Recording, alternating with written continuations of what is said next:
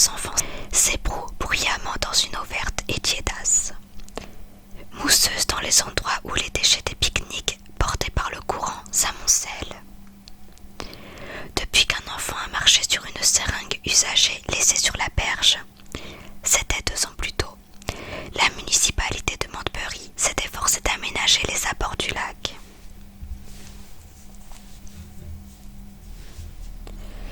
Des tables de pique-nique et des barbecues ont été disposés pour éviter la multiplication des feux sauvages qui donnaient à la pelouse des airs de paysage lunaire.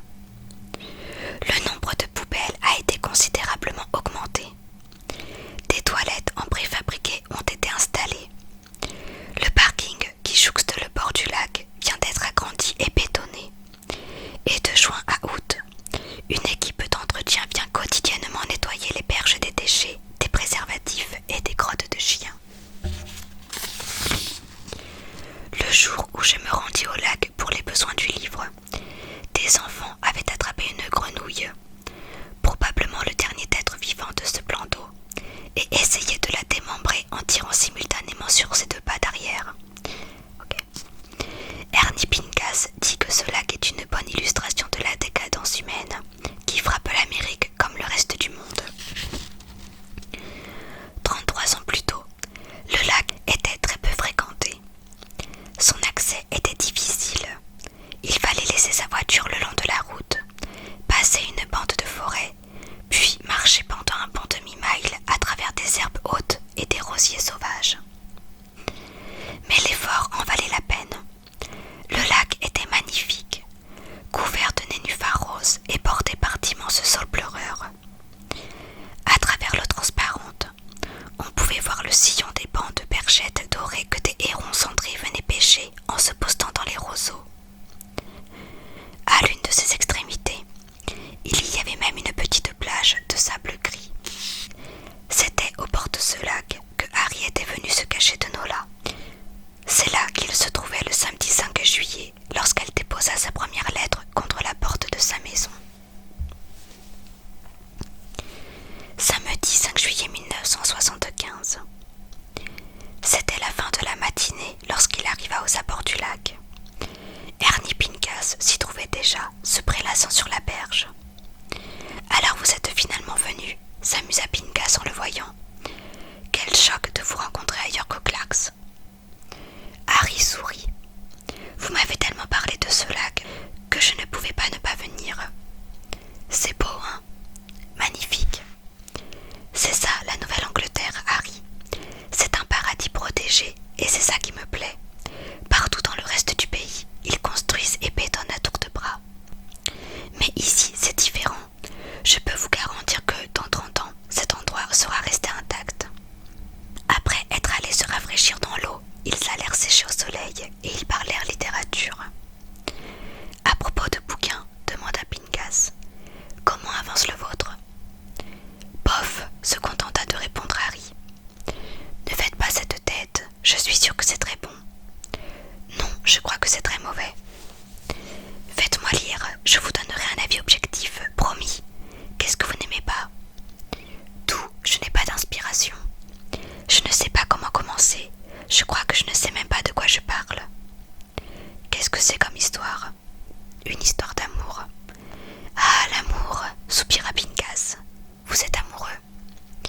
Oui, c'est un bon début. Dites, Harry, est-ce que la grande vie ne vous manque pas trop ?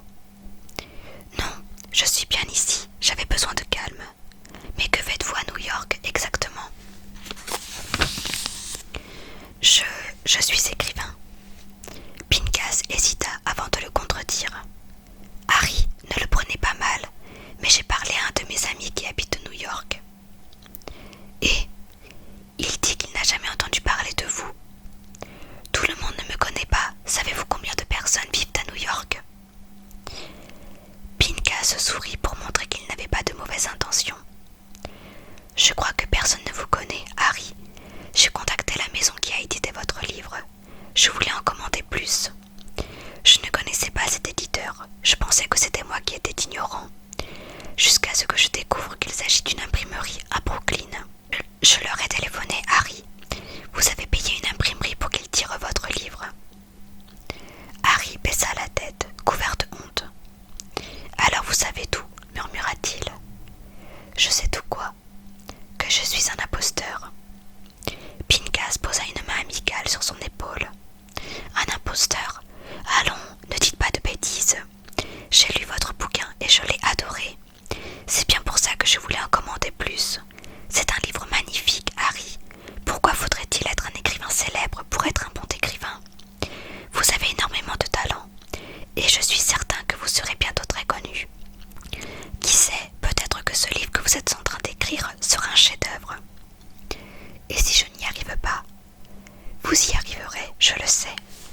Merci Ernie.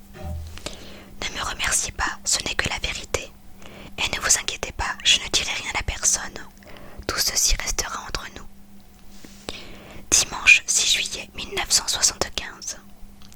À 15h précises, Tamara Quinn posta son mari en costume sous le porche de leur maison, avec une coupe de champagne dans la main et un cigare dans la bouche. Surtout ne bougez pas, lui intima-t-elle. Mais ma chemise me gratte, Bibichette. Tais-toi, Bobo, ces chemises ont coûté très cher. Ce qui est cher ne gratte pas. Bibichette avait acheté les nouvelles chemises dans un magasin très en vue de Concorde. Pourquoi je ne peux plus mettre mes autres chemises demanda Bobo. Je te l'ai dit, je ne veux pas que tu mettes tes vieilles fripes dégoûtantes lorsqu'un grand écrivain vient chez nous. Et je n'aime pas le goût du cigare. Dans l'autre sens, andouille, tu l'as mis à l'envers dans ta bouche. Ne vois-tu pas que la bague marque l'embouchure? Je pensais que c'était un capuchon. Tu ne connais rien à la chiqueté. La chiqueté. Ce sont les choses chics. Je ne savais pas qu'on disait chiqueté. C'est parce que tu ne sais rien, mon pauvre Bobo. Harry doit arriver dans 15 minutes. Tâche de te montrer digne et essaie de l'impressionner. Comment dois-je faire? Fume ton cigare d'un air pensif, comme un grand entrepreneur, et lorsqu'il te parle, prends un air supérieur. Comment fait-on pour avoir un air supérieur? Excellente question. Comme tu es bête et que tu ne connais rien à rien, il faudra te montrer évasif. Il faut répondre aux questions par des questions. S'il te demande « Étiez-vous pour ou contre la guerre du Vietnam ?» tu réponds. Vous-même, si vous posez la question, c'est que vous devez avoir un avis très précis à ce sujet. Et là-dessus, paf, tu le sers de champagne. On appelle ça faire diversion. Oui, Bibichette. Et ne me déçois pas. Oui, Bibichette. Tamara rentra dans la maison et Robert s'assit dans un fauteuil en osier, dépité. Il détestait ce Harry Kéber, soi-disant roi des écrivains, mais qui était surtout visiblement le roi des chichis. Il détestait voir sa femme faire ses grandes danses nuptiales pour lui. Il ne s'y pliait que parce qu'elle lui avait promis qu'il pourrait être son Robert couche au nous ce soir, et qu'il pourrait même venir dormir dans sa chambre. Les époux Quinn faisaient chambre à part. En général, une fois tous les 3 ou 4 mois, elle acceptait un coït. La plupart du temps, après de longues supplications, mais il y avait longtemps qu'il n'avait pas eu le droit de rester dormir avec elle. Dans la maison, à l'étage, Jenny était prête. Elle portait une grande robe de soirée, ample, avec épaulettes bouffantes, parure en toque, trop de rouge sur les lèvres et des bagues supplémentaires aux doigts. Tamara arrangea la robe de sa fille et lui sourit. « Tu es magnifique, ma chérie. Le Kéber va tomber dingue lorsqu'il va te voir. »« Merci, maman. Mais n'est-ce pas trop ?»« Trop? Non, c'est parfait. Mais nous n'allons qu'au cinéma. Et après, si vous allez faire un dîner chic après, y a-tu pensé? Il n'y a pas de restaurant chic à Aurora. Et peut-être que Harry a réservé dans un très grand restaurant de Concorde pour sa fiancée. Maman, nous ne sommes pas encore fiancés. Oh chérie, bientôt, j'en suis sûre. Vous êtes-vous embrassés? Pas encore. En tout cas, s'il te tripote, pour l'amour de Dieu, laisse-toi faire. Oui, maman. Et quelle charmante idée il a eu de te proposer d'aller au cinéma. En fait, c'était ma proposition. J'ai pris mon courage à deux mains. Je lui ai téléphoné, je lui ai dit « Mon Harry, vous travaillez trop. Allons au cinéma cet après-midi. » Et il a dit oui. Tout de suite, sans hésiter une seconde. Tu vois, c'est comme si c'était son idée. J'ai toujours des remords de le déranger pendant qu'il écrit. Parce qu'il écrit des textes sur moi, je le sais, j'en ai vu un. Il y disait qu'il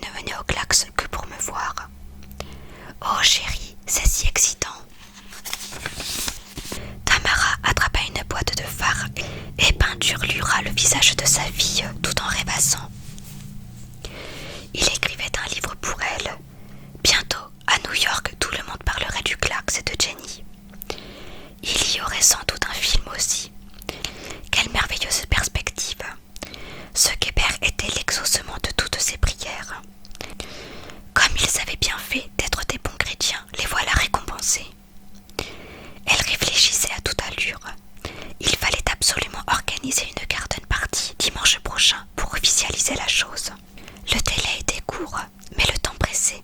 Le samedi d'après, ce serait déjà le bal de l'été, et toute la ville, médusée et envieuse, verrait sa Jenny au bras du grand écrivain.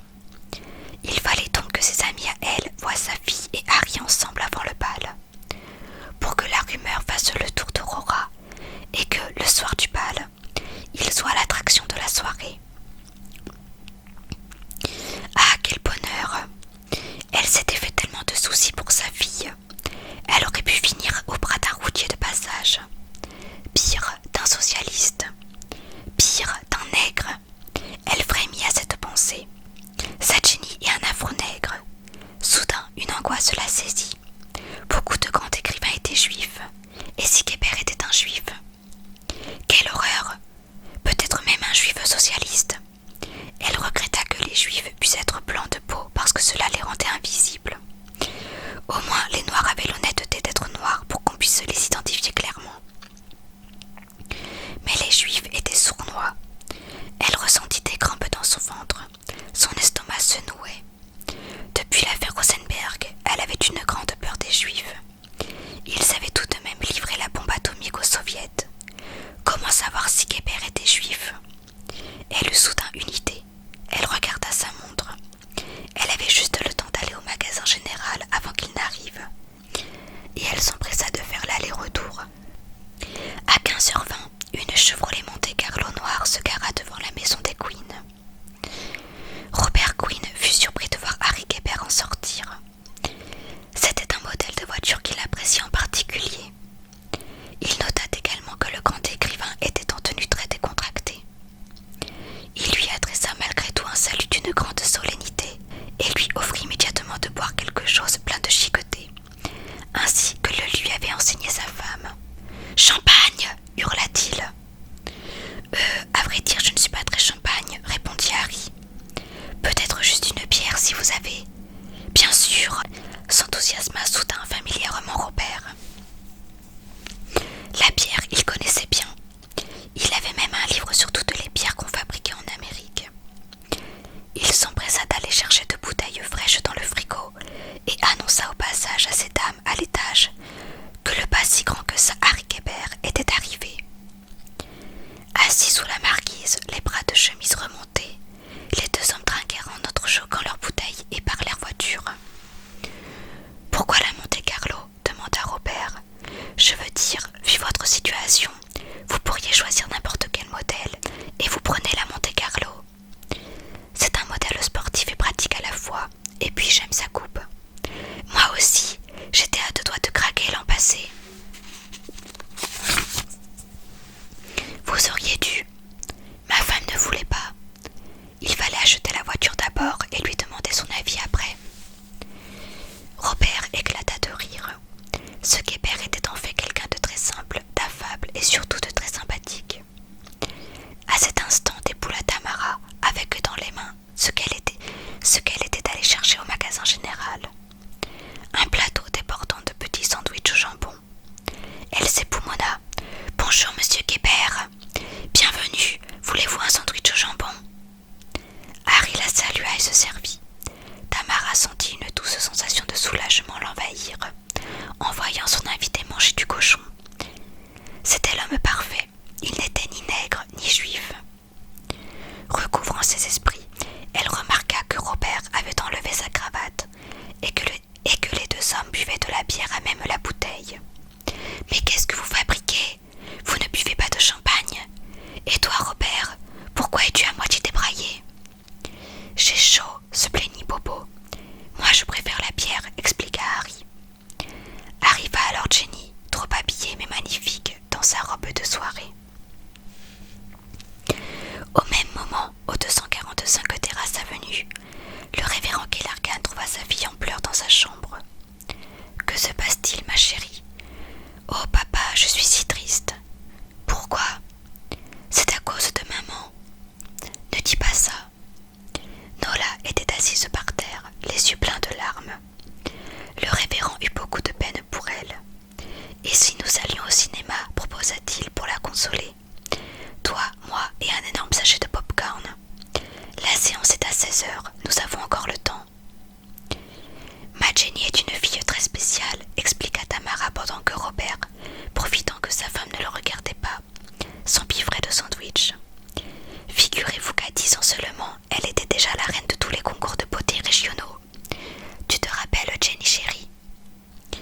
Oui, maman, soupira Jenny mal à l'aise. Et si on regardait les anciens albums de photos, suggéra Robert, la bouche pleine, répétant la pièce de théâtre que lui avait fait apprendre sa femme. Oh oui, s'enthousiasma Tamara, les albums de photos. Elle s'empressa d'aller chercher une pile d'albums qui retraçait les 24 premières années d'existence de Jenny. Et tout en tournant les pages, elle s'écriait « Mais qui est cette magnifique jeune fille ?» Et elle et Robert répondaient en chœur « C'est Jenny !» Après les photos, Tamara ordonna à son mari de remplir les coupes de champagne. Puis elle se décida à parler de la garden party qu'elle comptait organiser le dimanche suivant. « Si vous êtes libre, venez déjeuner dimanche prochain, monsieur Kébert. »« Volontiers, répondit-il. »« Ne vous inquiétez pas, ce sera rien de très compliqué. Je veux dire, je sais que vous êtes venu ici pour être loin de l'agitation mondaine new-yorkaise. Ce sera juste un déjeuner champêtre entre gens bien. » 10 minutes avant 16 heures, Nola et son père entraient dans le cinéma lorsque la Chevrolet Monte-Carlo noire se parqua devant. « Va déjà nous prendre des places, suggéra David Kellergan à sa fille. Je m'occupe du popcorn. » Nola pénétra dans la salle à l'instant où Harry et Jenny entraient dans le cinéma. « Va déjà prendre des places, suggéra Jenny à Harry. Je passe rapidement aux toilettes. » Harry pénétra dans la salle et dans la cohue des spectateurs, tomba nez à nez avec Nola. Lorsqu'il la vit, il sentit son cœur exploser. Elle lui manquait tellement.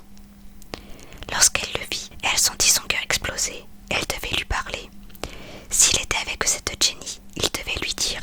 Elle avait besoin de l'entendre. « Harry, dit-elle, Nola !» À cet instant, Jenny surgit d'entre la foule. Nola, en la voyant, comprit qu'elle était venue avec Harry et s'enfuirent de la salle. « Tout va bien, Harry ?» demanda Jenny qui n'avait pas eu le temps de voir Nola. « Tu as l'air étrange. »« Oui, je reviens. Prends-nous tes places, je vais acheter du popcorn. »« Oui, du popcorn, demande-en avec beaucoup de beurre. » Harry passa les portes battantes de la salle. Il vit Nola traverser le hall principal et monter à la galerie du premier étage, fermée au public. Il grimpa les marches des escaliers 4x4 pour la rattraper. L'étage était désert. Il la rattrapa, lui saisit la main et la coinça contre un mur. « Lâchez-moi, dit-elle. Lâchez-moi ou je crie. Nola, Nola, ne sois pas fâchée contre moi. Pourquoi m'évitez-vous? Pourquoi ne venez-vous plus au Clarks? Je suis désolée. Vous ne me trouvez pas jolie, c'est ça? Pourquoi ne m'aviez-vous pas dit que vous étiez fiancée à Jenny Quinn? Quoi? Je ne suis pas fiancée, qui t'a dit ça? Elle eut un immense sourire de soulagement. Jenny et vous n'êtes pas ensemble? Non, je te dis que non. Alors vous ne me trouvez pas laide? Laide, mais enfin Nola, tu es tellement belle. C'est vrai, j'ai été si triste. Je pensais que vous ne vouliez pas de moi. J'ai même eu envie de me jeter par la fenêtre. Tu ne dois pas dire de choses pareilles. Alors dites-moi encore que je suis jolie. Je te trouve très jolie. Je regrette de t'avoir causé du chagrin. Elle sourit encore. Toute cette histoire n'était qu'un quiproquo. Il l'aimait, il s'aimait. Elle murmura, n'en parlons plus. Serrez-moi contre vous. Je vous trouve tellement brillant, si beau, si élégant. Je ne peux pas, Nola. Pourquoi? Si vous me trouviez vraiment belle, vous ne me rejetteriez pas. Je te trouve très belle, mais tu es une enfant. Je ne suis pas une enfant. Nola, toi et moi, c'est impossible. Pourquoi êtes-vous si méchant avec moi? Je ne veux plus jamais vous parler. Nola, laissez-moi maintenant. Laissez-moi, ne me parlez plus. Ne me parlez plus ou je dirai à tout le monde que vous êtes un pervers. Allez rejoindre votre petite chérie. C'est elle qui m'a dit que vous étiez ensemble. Je sais tout et je vous déteste. Harry, partez, partez. Elle le repoussa, dévala les marches et s'enfuit hors du cinéma. Harry, dépité, retourna dans la salle. En poussant la porte, il tomba sur le père Kellergan. « Bonjour Harry, révérend. Je cherche ma fille, l'avez-vous vue? Je l'avais chargée de nous prendre des places, mais elle a comme disparu. Je crois qu'elle vient de partir. » Partir, comment ça? Mais le film va commencer. Après le film, ils allèrent manger une pizza à Monte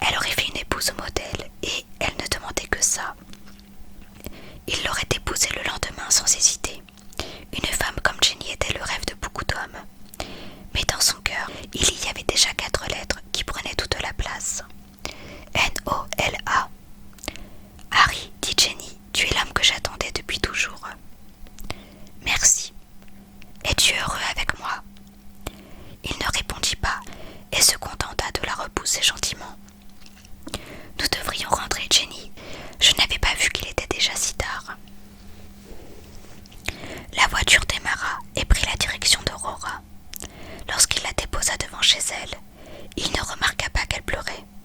Pourquoi ne lui avait-il pas répondu? Ne l'aimait-il pas? Pourquoi se sentait-elle si seule? Elle ne demandait pourtant pas grand-chose. Tout ce dont elle rêvait, c'était un homme gentil qui l'aime et qui la protège, qui lui offre des fleurs de temps en temps et qui l'emmène dîner, même des hot-dogs s'il n'avait pas beaucoup de moyens, juste pour le plaisir de sortir ensemble. Au fond, qu'importait Hollywood? Du moment qu'elle trouvait quelqu'un qu'elle aime et qu'il l'aime en retour. Depuis la marquise, elle regarda la Chevrolet noire s'éloigner dans la nuit et elle éclata en sanglots. Elle cacha son visage entre ses mains pour que ses parents ne l'entendent pas, surtout sa mère. Elle ne voulait pas devoir lui rendre de compte. Elle attendrait que les lumières s'éteignent à l'étage pour rentrer chez elle. Elle entendit soudain un bruit de moteur et releva la tête pleine d'espoir que ce soit Harry qui revenait pour la prendre contre lui et la consoler. Mais c'était une voiture de police qui venait de s'arrêter devant la maison. Elle reconnut très vite que le hasard de sa patrouille avait conduit devant chez les Queen. « Jenny, tout va bien ?» demanda-t-il par la fenêtre ouverte de la voiture. Elle haussa les épaules. Il coupa le moteur et ouvrit sa portière. Avant de sortir du véhicule, il déplia un morceau de papier précieusement rangé dans sa poche et relut rapidement les mots. « Moi, salut Jenny, ça va? Elle, salut Travis, quoi de neuf? Moi, je passais par là par hasard. » Là, il y a une phrase qui est barrée. « Tu es magnifique, tu es en forme », phrase barrée. Et là, on reprend. « Tu as l'air en forme, je me demandais si tu avais un cavalier pour le bal de l'été. Je me disais qu'on pourrait aller ensemble. Improviser, lui proposer une balade et ou un milkshake. » Il la rejoignit sous la marquise et s'assit à côté d'elle. « Qu'est-ce qui se passe ?» s'inquiéta-t-il. « Rien, » dit Jenny en s'essuyant les yeux. « C'est pas rien, je vois bien que tu pleures. »« Quelqu'un me fait du mal. »« Quoi? Qui? Dis-moi qui? Tu peux tout me dire, je vais lui régler son compte, tu verras. » Elle sourit tristement et posa la tête sur son épaule. « Ce n'est pas important, mais merci Travis, t'es un chouette type, je suis contente que tu sois là. » Il osa passer un bras réconfortant autour de ses épaules. « Tu sais, reprit Jenny, j'ai reçu une lettre d'Emily Cunningham, celle qui était avec nous au lycée. Elle vit à New York maintenant. Elle a trouvé un bon emploi, elle est enceinte de son premier enfant. Parfois je réalise que tout le monde est parti d'ici. Tout le monde sauf moi et toi. Au fond, pourquoi on est resté à Aurora, Travis? Je sais pas, ça dépend. Mais toi, par exemple, pourquoi t'es resté? Je voulais rester près de quelqu'un que j'aime bien. Qui ça? Je la connais. Eh bien, justement, tu sais, Jenny, je voulais te demander. Enfin, si tu... À propos... Il serra sa feuille dans sa poche et essaya de rester calme. Lui proposer d'être sa cavalière pour le bal, ce n'était pas sorcier. Mais à cet instant, la porte de la maison s'ouvrit à grand fracas. C'était Tamara en robe de chambre et bigoudi. « Jenny chérie, mais qu'est-ce que tu fais dehors ?» Il me semblait bien avoir entendu des voix. « Oh, mais c'est ce gentil Travis. Comment vas-tu, mon garçon ?»« Bonsoir, Madame Queen. »« Jenny, tu tombes bien. Rentre m'aider, veux-tu? Je dois enlever ces machins de ma tête et ton père est complètement incapable. À croire que le Seigneur lui a collé des pieds à la place des mains. » Jenny se leva et salua Travis d'un signe de la main. Elle disparut dans la maison et il resta un long moment assis seul sous la marquise. À minuit, ce même soir, Nola passa par la fenêtre de sa chambre et s'enfuit de chez elle pour aller retrouver Harry. Elle devait savoir pourquoi il ne voulait plus d'elle. Pourquoi n'avait-il même pas répondu à sa lettre? Pourquoi ne lui écrivait-il pas? Il lui fallut une bonne demi-heure de marche pour arriver à Cove. Elle vit de la lumière sur la terrasse. Harry était installé devant sa grande table en bois, à regarder l'océan. Il sursauta lorsqu'il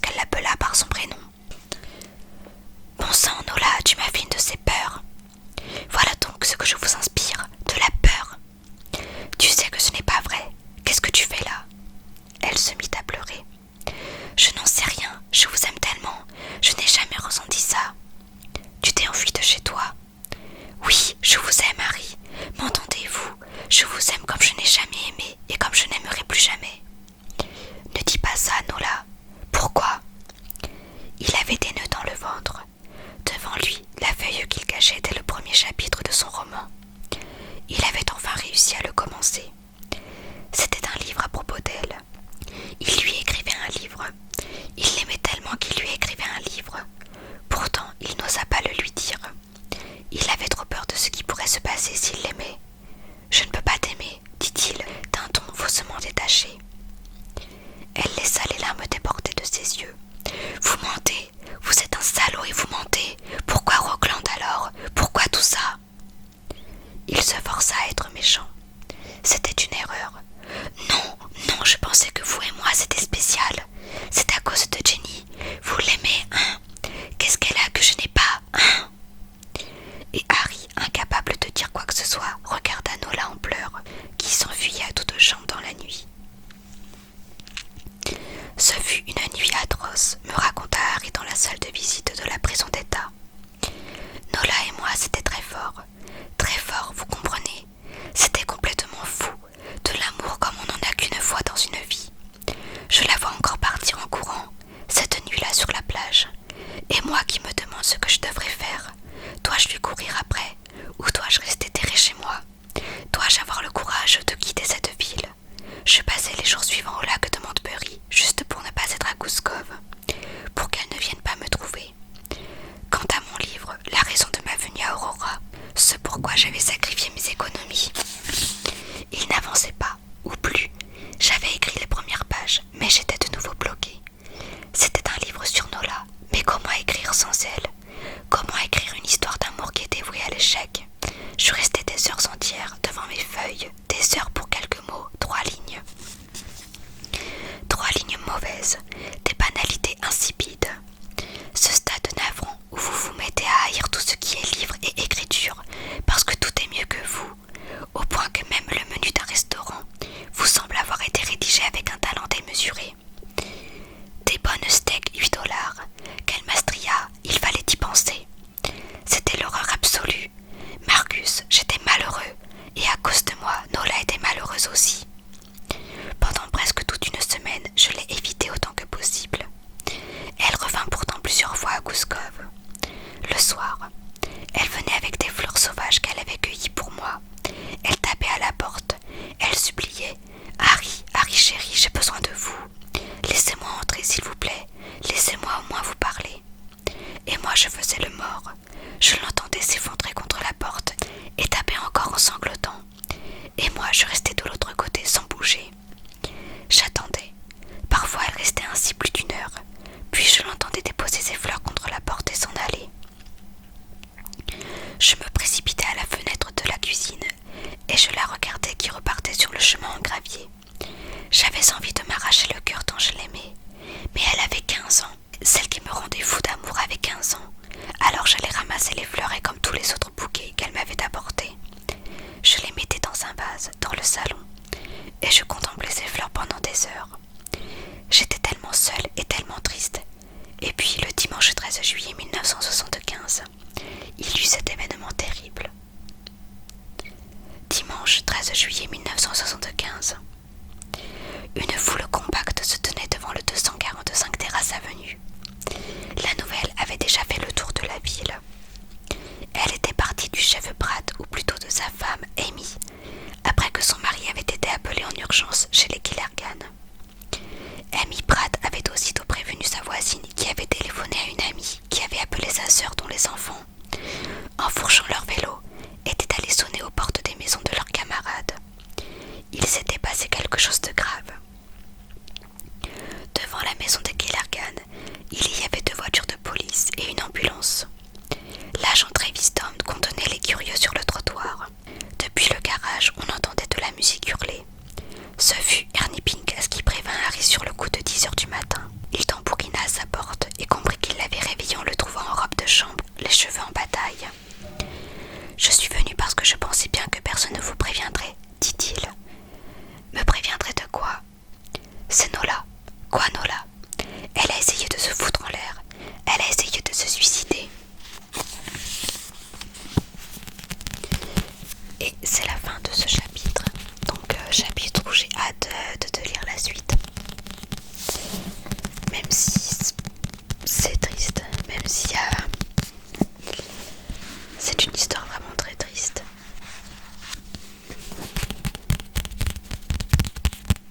Et donc, j'ai réitéré ma question.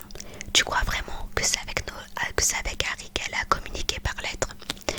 Parce que lorsqu'ils se sont vus au cinéma, lui, il était pas vraiment, enfin, il y a plusieurs signes qui montrent que lui n'était pas vraiment au courant pour les lettres.